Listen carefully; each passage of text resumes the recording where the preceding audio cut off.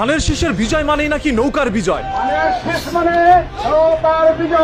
বিএনপির এক নেতা বলছে তার কথা মতোই ভোট দিতে হবে ধানের শীষে। আমি সাবধান করে দিলাম, আমার কথা মতো ভোট দিতে হবে, আমার কথা মতো ভোট দেওয়ার জন্য ব্যবস্থা করতে হবে। অন্যদিকে বিএনপির আরেক নেতা বলছে আমি এখন কিছু করবো না, আমি নির্বাচনটা হয়ে যাবে তখন খেলা দেখবো। বিপক্ষের প্রার্থীর কাছ থেকে নমিনেশনটাকে ছিনতাই করে নিয়ে আসবে।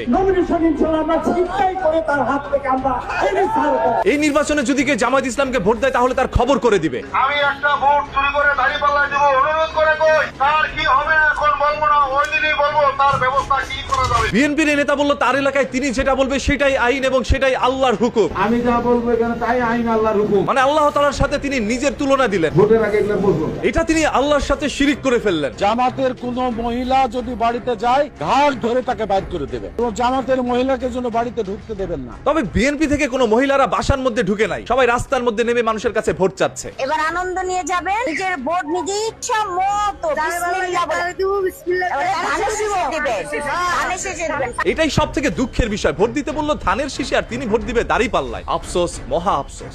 আমি আমার নেতা কর্মীদের বলতেছি, তোমাদের যার যার বাড়ির আশপাশে জামাতের লোক আছে তাদের দিকে নজর রাখো, তাদেরকে উত্তম মধ্যম দিয়ে পুলিশের হাতে উঠিয়ে দিয়ে। এইগুলো শোনার পরে মানুষের মনের মধ্যে ভয় ঢুকে যাচ্ছে বিএনপিকে ভোট দেওয়ার জন্য। বিএনপির মৃত্যু ঘন্টা বেজে গেছে, এটা আমরা আগে বলেছি, তাদের মৃত্যু ঘন্টা আরো জোরে বাজতেছে ইনশাআল্লাহ। মসজিদের মধ্যে ফজরের নামাজের সময় যেন কোনো জামায়াত ইসলামের লোক নির্বাচন নিয়ে কথা বলতে না পারে সেদিকে সতর্ক থাকার জন্য সবাইকে আহ্বান জানাচ্ছে। ফজরের নামাজ মসজিদে যান, কোন ইমাম সাহেব যেন জামাতের কথা না বলতে পারে সেই দিকে খেয়াল রাখে। আমার কাছে অন্ততপক্ষে এই আহ্বানটা ভালো লেগেছে যে মসজিদের মধ্যে ফজরের নামাজের সময় তাদেরকে বাধা দেওয়ার জন্য হইলো তার নিজের নামাজটাও আদায় হবে। ভোট নয়, মানুষ তাদেরকে জুতা দিবে। ভোট দিবে না তাদেরকে জুতা দিবে, এটা আবার কোন ধরনের কথা? বিএনপি যারা করি আমাদেরকে চাঁদাবাজ বলা হয়, চাঁদা নিয়ে আমরা। কেন বিএনপিকে তারা চাঁদাবাজি দল বলে? পুরো এক বছর তারা চাঁদাবাজি এবং মামলা বাণিজ্য এই দুটা ছাড়া গত এক বছরে বিএনপির ইতিহাসে কোনো লেখা নাই। আমাদের চাঁদাবাজ বলা উচিত না। আসলে ভাই বিএনপিকে চাঁদাবাজ বলা ঠিক না। আমরা ধানের শীষে ভোট দিলে আমরা জান্নাত পাবো,